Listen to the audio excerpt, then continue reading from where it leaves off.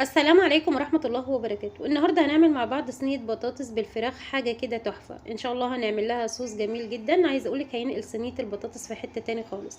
كل اللي هيدوقها هيطلب منك الطريقة، لان عايزة اقولك حرفيا كده البطاطس مسكرة والفراخ دايبة، حاجة كده اللهم بارك تحفة.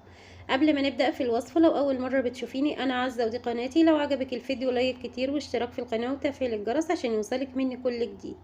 عندي فرخة متقطعة ل6 أجزاء، تقدري تشتغلي بالأوراق بس أو بفرخة كاملة حسب راحتك. غسلتها غسلة كويسة جدا، نقعتها بمية وخل وملح وليمون ومعلقة سكر. بتبقى في زوائد في الأوراق كده لازم تتخلصي منها.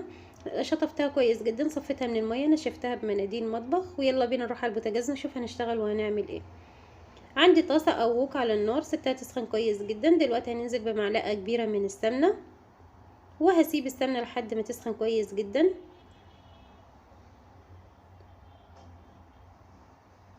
وخلاص كده بعد السمنه ما سخنت كويس جدا هنبدا ننزل بالفراخ. طبعا الطاسه او الوك اللي عندي مش هيشيل كميه الفراخ كلها، فانا هحمرها على مرتين او هديها صدمه على مرتين. هنبدا نقلب في الفراخ لحد ما تاخد لون احمر وجميل جدا. هتشوفيه معايا دلوقتي. عايزه اقولك ده يعتبر نص التسويه، الفراخ بتعتبر كده بتستوي نص التسويه في المرحله دي. شايفين كده اللون ده جميل جدا. دلوقتي هنبدا نتبل الفراخ بمعلقه صغيره من الملح، الملح ده مبهر عليه كل البهارات. كمان هنضيف نص معلقة من الزعتر ونص معلقة من الفلفل الاسود. عايزة اقولك الزعتر بيديها ريحة تجنن.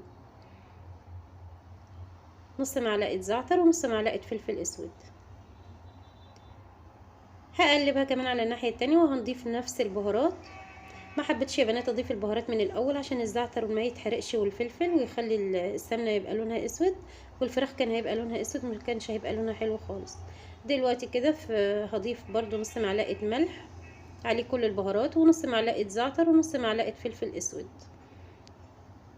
شايفين الفراخ كده لونها جميل، وعايزه اقول لك ريحتها في الوقت ده كانت تحفه. خلاص كده دلوقتي هنبدا نطلع الفراخ وهنحمر باقي الفرخه، وبعد كده هنرجع نشوف هنعمل ايه تاني مع بعض.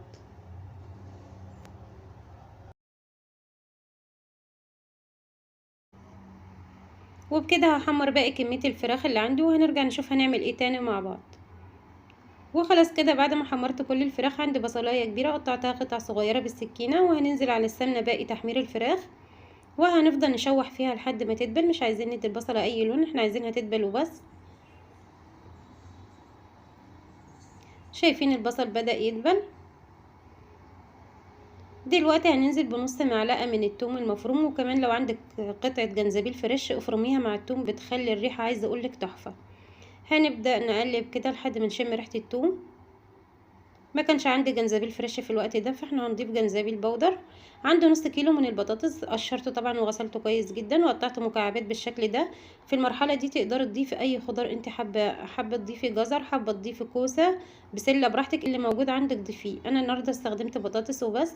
هنبدا نضيف نص معلقه من الملح، وكمان نص معلقه من الفلفل الاسود، ونص معلقه من الزعتر. وهنبدا نقلب البطاطس لحد ما نشوحها كويس جدا.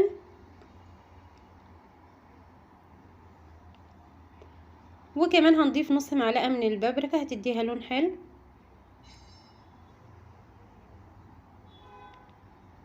عندي كده قرن فلفل قطعته قطع صغيرة، تقدري تحطي قرن فلفل شطة، ولو مش حابة عشان عندي اطفال فانا ضفت فلفل رومي. وهنبدأ نشوح، كل ما هتضيفي مكون هتشوحي فيه كده حوالي دقيقتين. واخر حاجة هنضيفها معلقتين من البقدونس. وهنشوح الخضار مع بعض لمدة دقيقتين، وكده يبقى عندنا الخضار جاهز. نشوف المرحلة اللي بعد كده هنعمل ايه. عندي طاسة هحطها على النار وهحط فيها 5 معالق من الكاتشب. كمان هنضيف معلقه كبيره من العسل الابيض. وما تستغربيش، عايزه اقولك الصوص ده تحفه، هينقل البطاطس في حته تاني خالص، هيخليها مسكره وجميله جدا. هنضيف معلقه كبيره من العسل، وكمان هنضيف معلقه من الصلصه، وهنقلب كويس جدا. وهنضيف معلقه من هريسه الشطه. لو ما عندكيش هريسه الشطه تقدري تستبدليها بمعلقه شطه. هضيف معلقه صغيره لان انا عندي اطفال، مش هينفع ان انا ازود اكتر من كده. لو انت حابه تزودي الشطه براحتك مفيش مشكله، بس انا هضيف معلقه صغيره. كمان هننزل دلوقتي بنص كوبايه من الميه، وهسيب الصوص ده يغلي لمده 5 دقايق لحد قوامه ما يتقل، وهنشوفه مع بعض. شايفين الصوص كده بدأ يغلي، سبته يغلي كده حوالي 4 دقايق او 5 دقايق، وبعد كده هنطفي عليه النار وهنروح نقفل الصينية مع بعض. دلوقتي هنجيب الصينية اللي هتدخل الفرن، حطيت فيها البطاطس والخضار، وهنبدأ نرص الفراخ على الوش بالطريقة دي.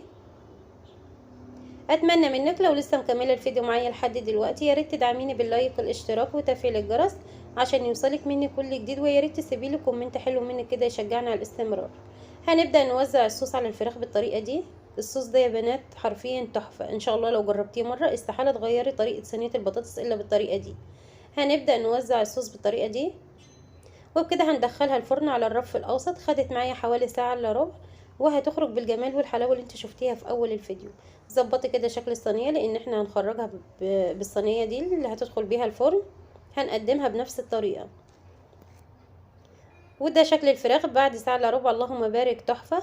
الصوص جميل جدا، البطاطس مستويه. هنبدا كده نزينها برشه من البقدونس. شايفين شكل الفراخ ما شاء الله تفتح النفس، حاجه كده تحفه. ان شاء الله الفيديو يكون نال اعجابكم. شايفين ما شاء الله الفرخه مستويه، الصدر مستوي جدا. الوراك عايزه اقول لك دايما مش مستحمله ان انا امسكها. الفراخ كانت سخنه جدا فما كنتش عارفه بس امسكها. دلوقتي هنشوفها مع بعض. شايفه الاوراق ما شاء الله مستويه جدا. ان شاء الله الطريقه تكون نالت اعجابكم، واشوفكم في فيديو جديد، ومع السلامه.